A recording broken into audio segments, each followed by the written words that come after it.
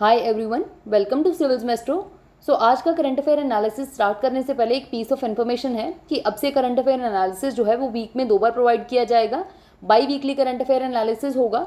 सो आज जो हम न्यूज़ आइटम्स डिस्कस करेंगे वो 18 अगस्त से लेकर 22 अगस्त तक की हैं। सो स्टार्ट करते हैं पहली न्यूज़ आइटम से। सो पहली न्यूज़ आइटम जो है वो इंडिया और इजिप्ट के टाइज के बारे में है। इंडिया और इजिप्ट ने अभी 75 ईयर्स ऑफ डिप्लोमेटिक टाइज जो हैं उसको सेलिब्रेट किया है। कैसे सेलिब्रेट किया है कि इजिप्ट की पोस्ट ने एक कमेमोरेटिव पोस्टेज स्टैंप निकाला है 75 ईयर्स को सेलिब्रेट करने के लिए डिप्लोमेटिक रिलेशंस के। सो इजिप्ट जो था वो one of the first countries था जिसने इंडिया के इंडिपेंडेंस को रिकॉग्नाइज किया था अगस्त 1947 में। सो उसके बाद से इंडिया और इजिप्ट के बीच में जो है डिप्लोमेटिक टाइज एस्टैब्लिश किए गए। सो ये दो नेशंस हैं। इसके बाद 1950s में और ज़्यादा क्लोज आते हैं और 1955 में हम एक ऐतिहासिक फ्रेंडशिप ट्रीटी जो है इजिप्ट के साथ इंडिया साइन करता है। इसके अलावा इजिप्ट की पोजीशन देख लेते हैं। इजिप्ट जो है वो मेजरली जो है अफ्रीकन कॉन्टिनेंट का पार्ट है, लेकिन इसका कुछ हिस्सा जो है वो एशिया को टच करता है, एशिया के साथ है। ये जो एरिया है इसको सिनाई पेनिनसुला बोलते हैं। इजिप्ट के नॉर्थ में मेडिटेरेनियन सी है, उसके जो साउथ ईस्ट स्पेसिफिकली अगर बात करें तो रेड सी है वहाँ पे। इसकी नेबरिंग कंट्री अफ्रीकन कॉन्टिनेंट पे जो है वो लीबिया है, चैड है और सूडान से ये बाउंड्री शेयर करता है। उसके अलावा ये वाला जो एरिया है यहाँ से ये जॉर्डन और सीरिया वगैरह के साथ जो है बाउंड्री अपनी शेयर करता है। ये मैप के बारे में था। नेक्स्ट इंडिया और इजिप्ट के बायलेटरल ट्रेड रिलेशंस के बारे में देखते हैं। इंडिया और इजिप्ट ने बायलेटरल ट्रेड रिलेशंस जो है, ट्रेड एग्रीमेंट जो है वो अपना मार्च 1978 में साइन किया था based on most favoured nation clause. So most favoured nation clause के ऊपर इंडिया और इजिप्ट ने अपने ट्रेड रिलेशंस एस्टैब्लिश किए थे। मोस्ट फेवर्ड नेशन का मतलब होता है कि जब WTO के अंडर दो कंट्रीज डिसाइड कर लेती हैं कि हम ट्रेड में एक दूसरे को free and equitable environment provide करेंगे, इक्विटेबल तरीके से ट्रीट किया जाएगा।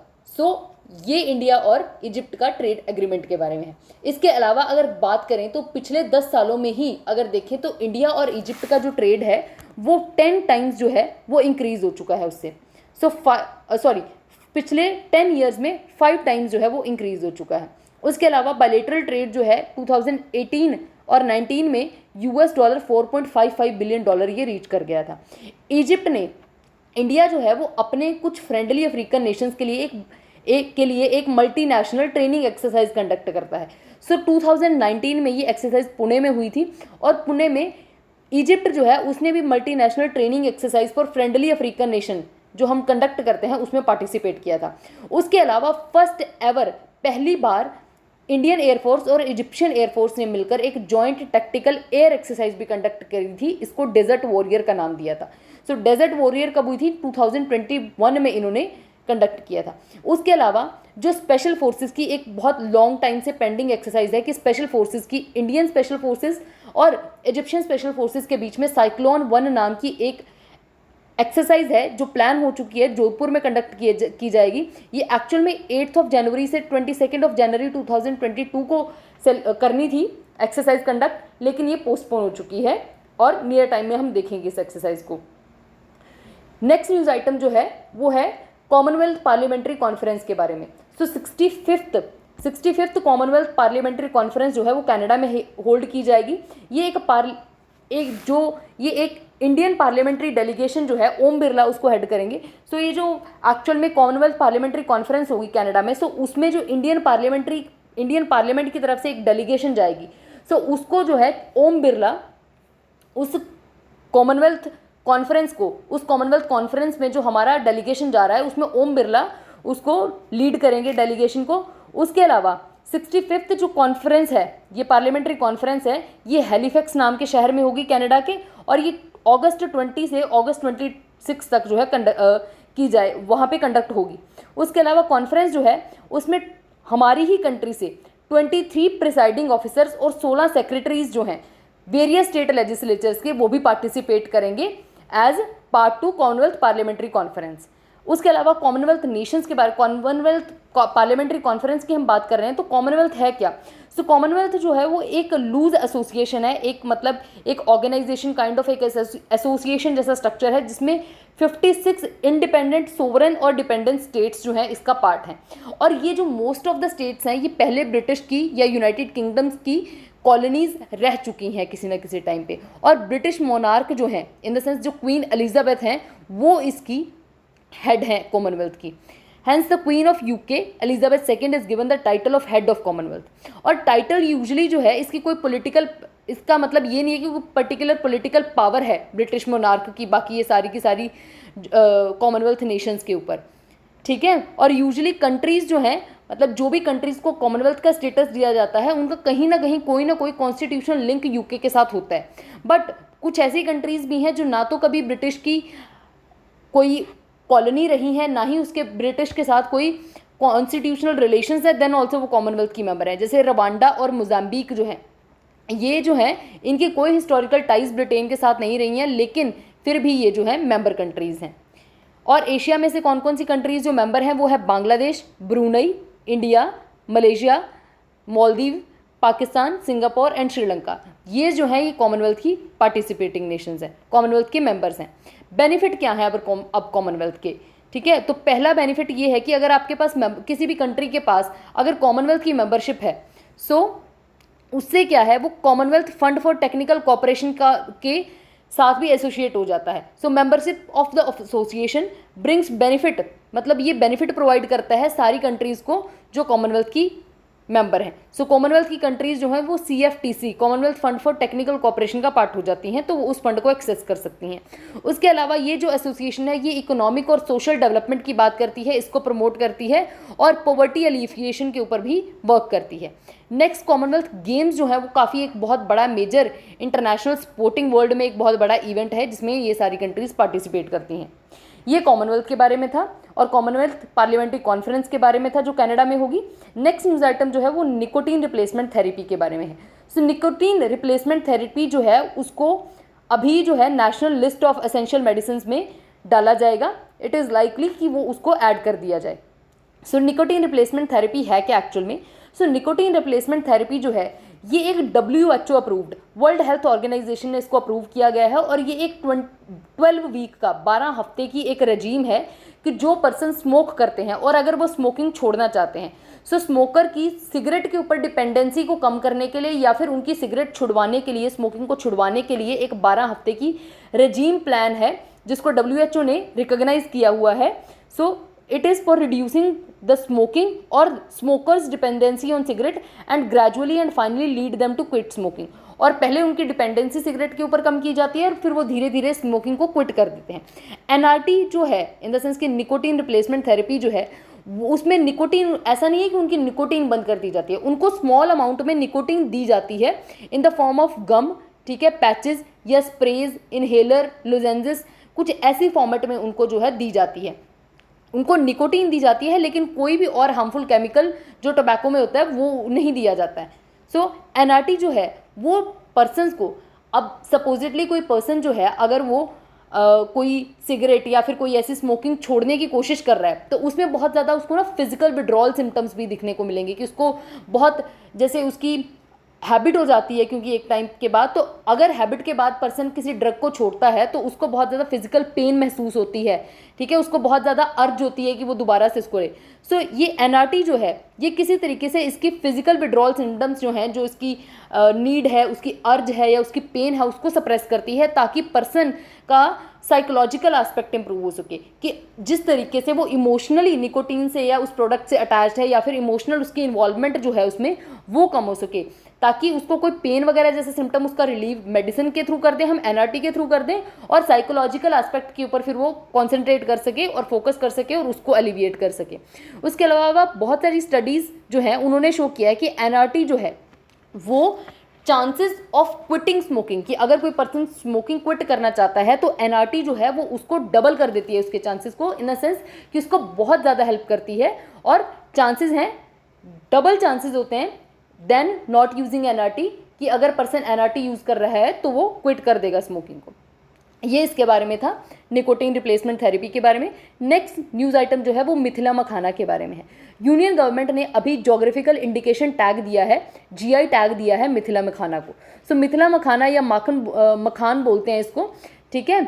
ये इसका जो बोटानिकल नेम है यूरेल फिरोक्स सैलिस्म, ये इसका बोटानिकल नेम है। ये एक special variety of aquatic foxnut, aquatic foxnut का मतलब मखाना होता है। सो एक स्पेशल वेराइटी है एक्वाटिक फोक्सनट की, जिसको मिथिला रीजन ऑफ बिहार में, बिहार का रीजन है मिथिला मिथिला जो है, या बिहार और नेपाल का रीजन है मिथिला। सो यहाँ पे ये ग्रो की जाती है, कल्टीवेट की जाती है।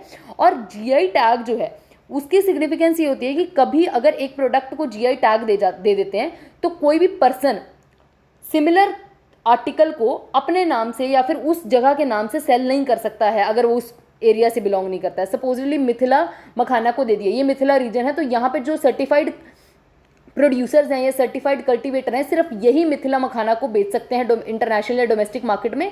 कोई और पर्सन अगर XYZ प्लेस का पर्सन है तो वो मिथिला मखाना के नाम से कोई आर्टिकल जो है वो सेल नहीं कर सकता है। सिर्फ इन्हीं लोगों का जो है ये राइट हो जाता है इस जीआई टैग वाले मटेरियल को सेल करने का। सो ये जीआई टैग जो होता है ये 10 ईयर्स के टाइम पीरियड के लिए वैलिड होता है, और इसके बाद इसको रीन्यू भी करवाया जा सकता है कुछ टाइम पीरियड के लिए। अब मखाना होता क्या है? मखाना क्या है कि मखाना one of the 3 prestigious cultural identity of Mithila है। मिथिला में की 3 चीज़ें फेमस है, पान, मखान और मार्च। तो उनमें से एक मखाना है इन 3 prestigious cultural identity of Mithila में से। सो मिथिला का में जो मखाना है इसको मखान भी बोला जाता है, and it is also very famous in Kojagara festival of Maithili ब्राह्मण। तो मैथिली ब्राह्मण जो होते हैं, मैथिल ब्राह्मण जो हैं, उनका एक फेस्टिवल होता है कोजागरा फेस्टिवल।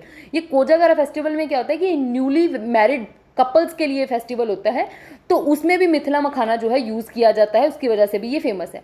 अब मखाना क्या होता है, मखाना का न्यूट्रिशनल कंटेंट देख लेते हैं। वाइट कलर का एक ऐसा बॉल जैसा ये फूड आर्टिकल होता है।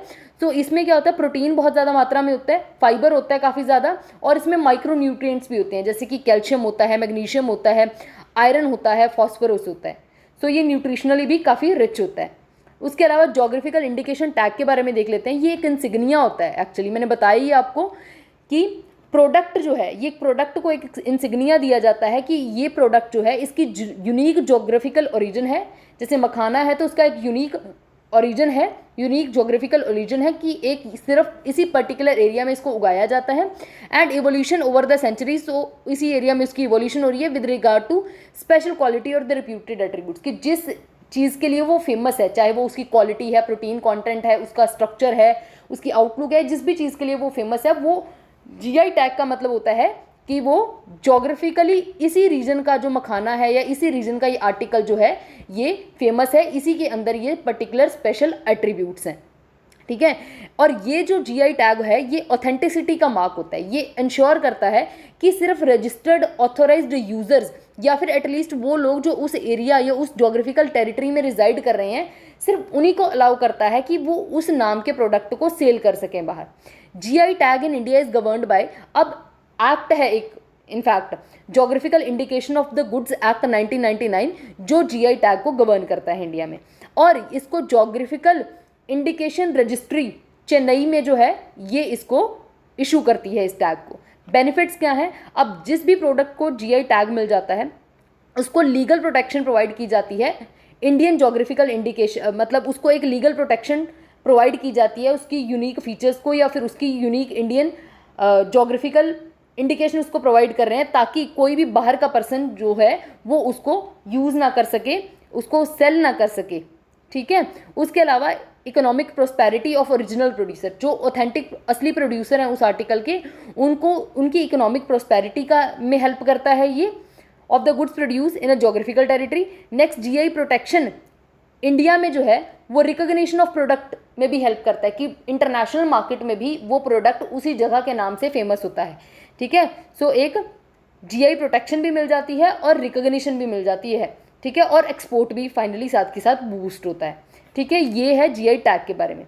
नेक्स्ट आपकी न्यूज़ आइटम जो है वो एफ इन सैस के बारे में है। F INSAS system for Indian army. So ये काफ़ी टाइम से वेटेड था, अब फाइनली आ गया है। So much waited future infantry future infantry soldier as a system, F INSAS अगर फुल फॉर्म देखो तो। सो द फुल, इसमें क्या होगा कि ये एक काइंड ऑफ एक आउटफिट है, ये फुल गेयर मतलब फुल एक जो आर्मी के पर्सोनल की या इन्फेंट्री के जो सोल्जर हैं उनकी एक आउटफिट का एक डिज़ाइन है, ठीक है। एफ इन सैस में क्या है, AK 203 असॉल्ट राइफल होंगी इसमें, ठीक है। उसके अलावा रशियन ओरिजिन के gas operated magazine fed select fire assault rifle हैं, ठीक है। मतलब ये AK 203 जो है ये रशियन ओरिजिन की gas operated magazine fed select fire assault rifles हैं, ये भी इसमें इस एफ इन सैस सिस्टम का पार्ट है। So the unit of rifle, ठीक है। अब ये जो राइफल जो है इसकी 300 मीटर रेंज है, ठीक है, और इसको इंडिया और रशिया के जॉइंट वेंचर के अंडर जो है बनाया जाएगा। इसके अलावा एक helmet mounted night vision facility, helmet है, हेलमेट के साथ नाइट विजन फैसिलिटी वाले गॉगल्स अटैच हुए हैं, ठीक है, वो भी प्रोवाइड किए जाएंगे इन्फेंट्री में। और जो हेलमेट है और जो उसकी वेस्ट है, ठीक है, वो 9 mm की एम्यूनेशन बुलेट जो होती हैं उससे प्रोटेक्ट कर सकती है, और AK-47 असॉल्ट राइफल से भी, ठीक है, मतलब उसका प्रोटेक्शन है, ठीक है। The helmet and the vest can protect from 9 mm ammunition and AK-47 assault rifle. उसके अलावा hand free sets has been provided for communication. जैसे पहले क्या होता था, उनको वॉकी टॉकी पकड़ना पड़ता था हाथ में बात करने के लिए, कम्युनिकेट करने के लिए। अब हैंड फ्री हेडसेट जो है उनको प्रोवाइड किए जाएंगे with command post and other elements of the battlefield, तो जिसमें बैटलफील्ड की और सारी एलिमेंट्स जो हैं वो भी ऐड की जाएंगी। और सर्वाइवेबिलिटी ऑफ इन्वेंट्री सोल्जर को इंक्रीज़ करने के लिए, उसकी लाइफ को इंक्रीज़ करने के लिए बैलिस्टिक हेलमेट है, बैलिस्टिक गॉगल्स प्रोवाइड किए जा रहे हैं, बुलेट प्रूफ वेस्ट प्रोवाइड की जा रही है, एल्बो पैड्स होंगे उसमें, नी पैड्स होंगे, और ये सारा इस सिस्टम में उनको दिया जाएगा। डिफेंस रिसर्च और development organisation in the sense DRDO जो है उसने एफ इन सैस के बारे में 2000 में ही इसको कंसेप्चुअलाइज किया था और उसकी नीड के बारे में बात की थी, ठीक है, with the target of army's infantry soldier modernisation programme. तो एक प्रोग्राम, एक बात चली थी उस टाइम पे, एक कंसेप्ट आया था कि इन्फेंट्री सोल्जर मॉडर्नाइजेशन प्रोग्राम लाना है, तो उसमें DRDO ने एफ इन सैस नाम का ये सिस्टम जो है इसको, उसके बारे में बात किया था, ठीक है, ताकि जो सोल्जर्स हैं उनकी परफॉर्मेंस को और इंक्रीज़ किया जाए। तो ऐसा ये पूरा होगा कि ये देखो, जैसे ये वायरलेस इसका कम्युनिकेशन डिवाइस है, ये बुलेट प्रूफ हेलमेट है, ठीक है, और ये इसके ऊपर नाइट गॉगल्स जो हैं ये अटैच हुआ है, ये बुलेट प्रूफ वेस्ट है, ठीक है, और ये मतलब ये क्या नाम है, इसका भी वेट जो है कैमोफ्लेज, ये जो पूरी इसकी कैमोफ्लेज ड्रेस है इसका वेट रिड्यूस कर दिया गया 50% से कम, ठीक है। तो ये सारी चीज़ें हैं, ये बाद में मैं PDF डाल दूंगी टेलीग्राम चैनल पे, सो आप उसमें से देख लेना इसको डिटेल में क्या क्या चीज़ें हैं, ठीक है। नेक्स्ट जो है इन्फ्लेशन टारगेट ब्रीच के बारे में न्यूज़ आइटम। सो RBI ने अभी एक, एक्चुअल में क्या है कि RBI गवर्नमेंट जो है RBI के साथ मिलके एक इन्फ्लेशन का टारगेट सेट करती है। सो गवर्नमेंट के साथ मिलके, RBI के साथ मिलके गवर्नमेंट ने 4+-2 का इन्फ्लेशन का टारगेट सेट किया था कि मैक्सिमम इन्फ्लेशन हमारी 4+2 इन द सेंस 6 हो सकती है, या और मिनिमम जो है 2 जा सकती है, इससे ऊपर या इससे नीचे नहीं जानी चाहिए। सो पिछले 3 क्वार्टर से ये जो है ये टारगेट को ब्रीच हो रखा है, ठीक है। तो इस ब्रीच की वजह से अब क्या है कि RBI की जवाबदेही बनती है। सो RBI जो है, रिजर्व बैंक ऑफ इंडिया जो है, ये इसने एक स्पेशल मीटिंग अभी बुलाई है मॉनिटरी पॉलिसी कमेटी की अक्टूबर 12 के बाद, जो एक रिपोर्ट, इस रिपोर्ट को डिस्कस करेगी जो इन्होंने यूनियन गवर्नमेंट को प्रोवाइड करनी है। ये रीज़न एक्सप्लेन करते हुए कि ये जो टारगेट ब्रीच हुआ है 4+-2 वाला, इसके क्या रीजंस हैं। सो क्या है कि एक रिपोर्ट ये प्रेजेंट करेंगे explaining the reason for average retail inflation remaining above the upper tolerance level of 6%, कि 6% से जो पिछले 3 क्वार्टर से 6% से ऊपर इन्फ्लेशन चल रही है, उसका क्या रीज़न है। इन्फ्लेशन टारगेट थोड़ा सा मैंने वैसे तो बता दिया, लेकिन डिटेल में देख लेते हैं। सो यूनियन गवर्नमेंट ने RBI के साथ कंसल्ट करके इन्फ्लेशन टारगेट फिक्स किया है, ठीक है। इन्फ्लेशन टारगेट जो है सेट करती है RBI के साथ मिलकर यूनियन गवर्नमेंट, और ये हर 5 साल के बाद किया जाता है। अभी जो है अगस्त 2016 में 4+-2 का टारगेट सेट किया था 2021 तक, और फिर गवर्नमेंट ने 2021 में इसको रिटेन किया था कि 2026 तक हम यही टारगेट के साथ चलेंगे। और ये जो है statutory basis for implementation of inflation target by RBI। सो RBI को इन्फ्लेशन टारगेट करना होता है, तो ये इसका एक स्टैट्यूटरी बेसिस प्रोवाइड करता है। मॉनिटरी पॉलिसी फ्रेमवर्क जो है ये RBI के जो गवर्नर रघुराम राजन थे, ठीक है, उन्होंने RBI के बिहाफ पे फाइनेंस सेक्रेटरी राजीव महर्षि के साथ साइन किया था जो प्रेसिडेंट के बिहाफ पे 20 फरवरी 2015 को इन्होंने मॉनेटरी पॉलिसी फ्रेमवर्क जो है साइन किया था। आरबीआई एक्ट 1934 को अमेंड किया गया था मई 2016 में इस फ्रेमवर्क को लाने के लिए, इस फ्रेमवर्क को इफेक्ट में लाने के लिए, ठीक है, इस फ्रेमवर्क को एक्टिवेट करने के लिए। ये फ्रेमवर्क अग्री करता है, ये फ्रेमवर्क अग्रीमेंट जो है ये मतलब इसकी क्या रिक्वायरमेंट है कि अगर आरबीआई जो है उसको एक रिपोर्ट सबमिट करनी पड़ती है यूनियन गवर्नमेंट को, अगर 3 कंसेक्यूटिव क्वार्टर्स के लिए, अगर 3 कंसेक्यूटिव क्वार्टर्स में इन्फ्लेशन का टारगेट जो है वो ब्रीच हो रहा है, ठीक है, चाहे तो वो 2 से नीचे जाती है या फिर 6 से ऊपर आती है, या फिर जो भी टारगेट सेट किया हुआ है उससे ऊपर या नीचे जाती है, तो उसको गवर्नमेंट के विद रिस्पेक्ट टू जवाबदेही होगी, उसको एक रिपोर्ट प्रेजेंट करनी पड़ेगी। Next, in 8 years this will be the first time, अब जब से ये साइन हुआ है तब से लेके अब तक इन पूरे 8 सालों में पहली बार हुआ है कि आरबीआई जो है उसने रिटेल इन्फ्लेशन जो है उसको अपर टॉलरेंस लिमिट से इतना ज़्यादा स्लिप होने का मौका दिया, मतलब इन द सेंस कि पहली बार हुआ है कि 3 स्टेट क्वार्टर से के लिए आरबीआई के हाथ से ये इन्फ्लेशन का टारगेट मिस हुआ है, ठीक है। सो मॉनेटरी पॉलिसी कमेटी के बारे में इसके साथ साथ देख लेते हैं। मॉनेटरी पॉलिसी कमेटी जो है ये एक स्टैट्यूटरी बॉडी है, इसको section 45(z)(b) of reserve bank of India act 1934 के अंडर बनाया गया है।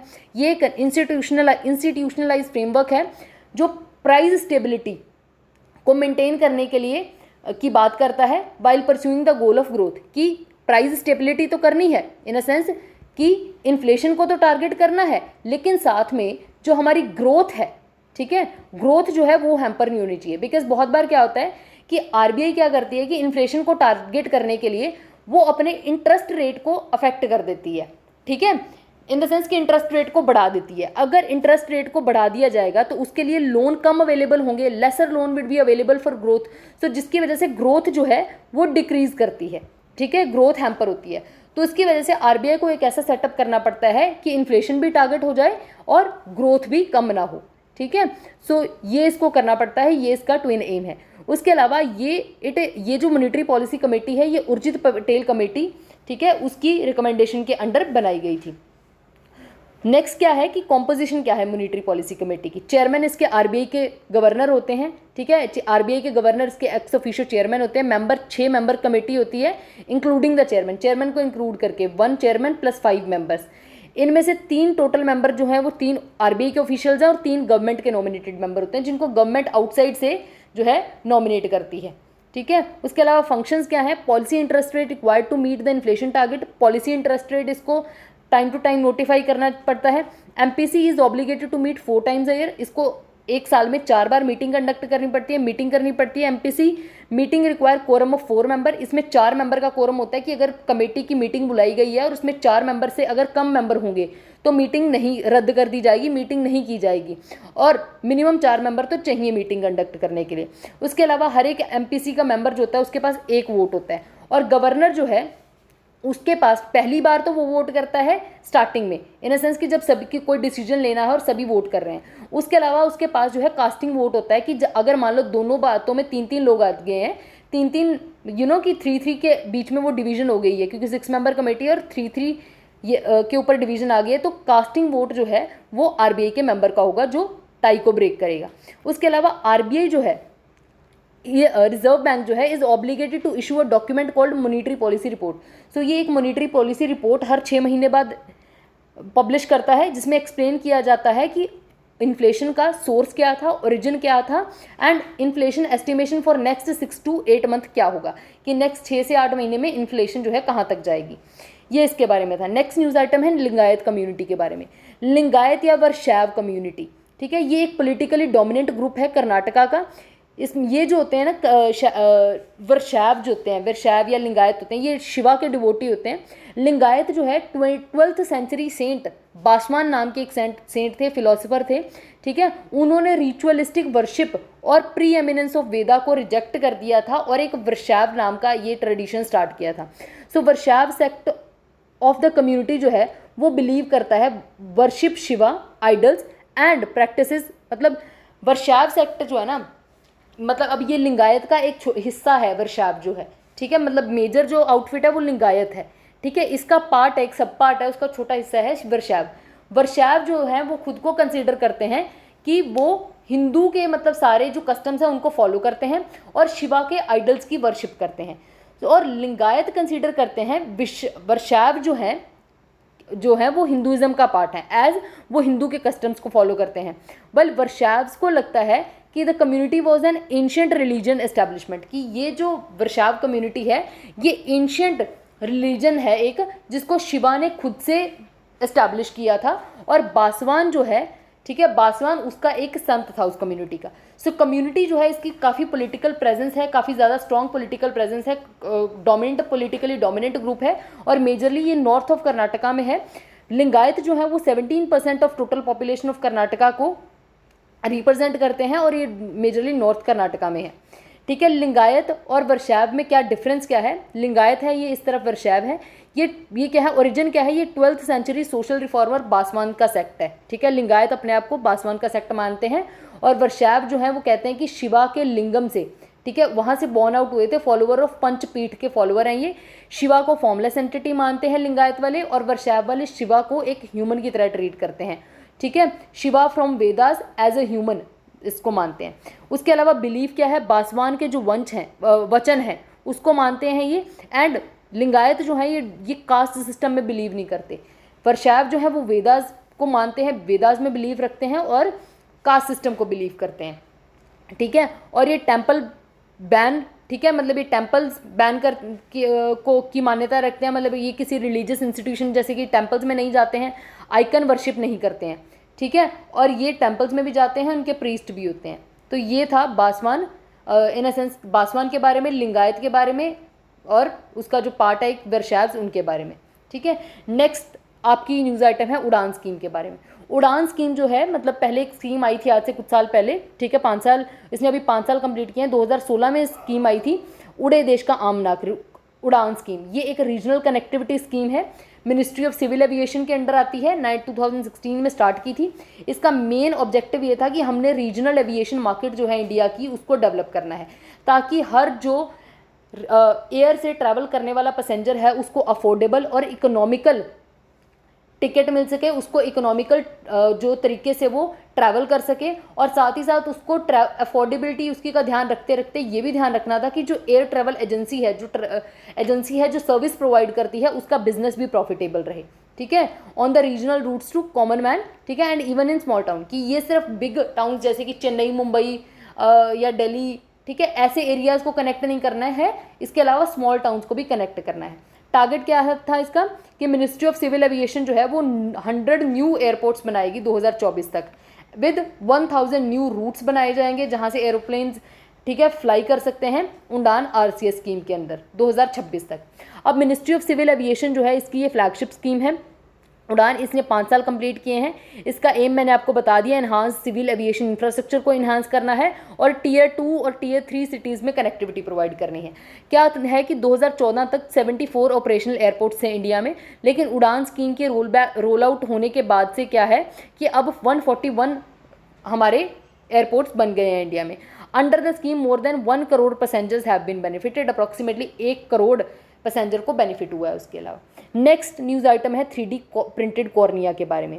अभी जो है रिसर्चर्स, हैदराबाद में रिसर्चर्स ने सक्सेसफुली 3D प्रिंटिंग से एक आर्टिफिशियल कॉर्निया बनाया है, ह्यूमन कॉर्निया बनाया है, और उसको रैबिट की आई में प्लेस किया है, और ये फर्स्ट टाइम इंडिया में ऐसा एक्सपेरिमेंट हुआ है।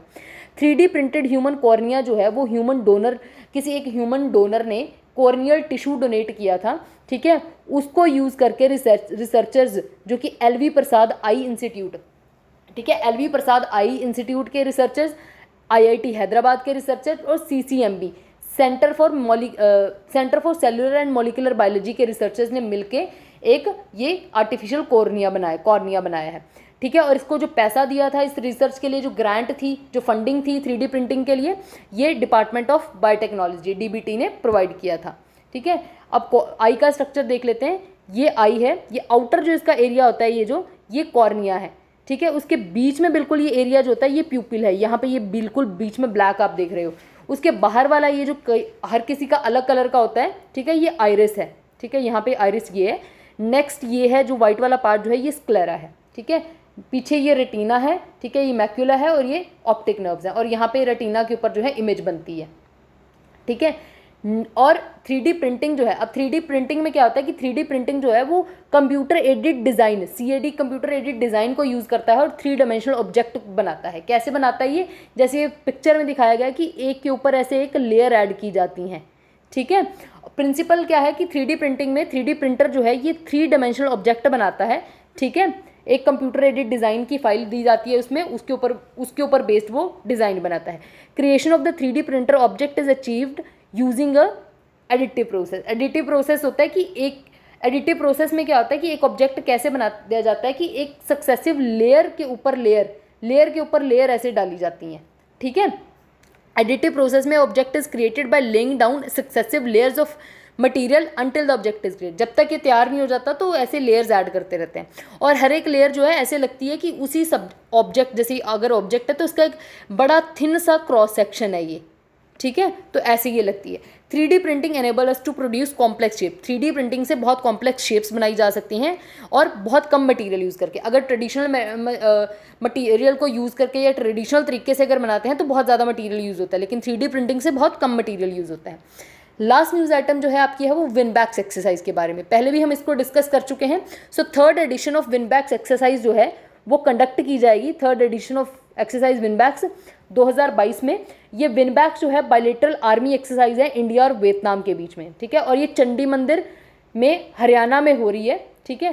थीम क्या है विनबैक्स एक्सरसाइज की 2022 वाली, employment and deployment of engineer company and a medical team under United nation contingent for peace keeping operation. तो पीस कीपिंग ऑपरेशन के अंडर इंजीनियर कंपनी और मेडिकल टीम रखनी है, तो ये इसका थीम है। उसके अलावा फोकस क्या होगा, strengthening mutual confidence and interoperability, कि इंडियन आर्मी और वियतनाम आर्मी के बीच में म्यूचुअल कॉन्फिडेंस इंक्रीज करना है, इंटरऑपरेबिलिटी इंक्रीज करनी है और कल्चरल टाइज और ज़्यादा डीपन करनी है इंडिया और वियतनाम के बीच में।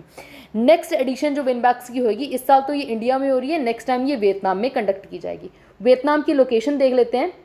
ये वियतनाम है, इसकी बॉर्डरिंग कंट्रीज़ क्या हैं, चाइना है सबसे बड़ी, ठीक है, मेजरली मतलब चाइना है, लाओस है, कंबोडिया है, थाईलैंड इसको टच नहीं करता है, ध्यान से देख लो, ठीक है। और इसके जो ईस्ट में है साउथ चाइना सी है, ठीक है।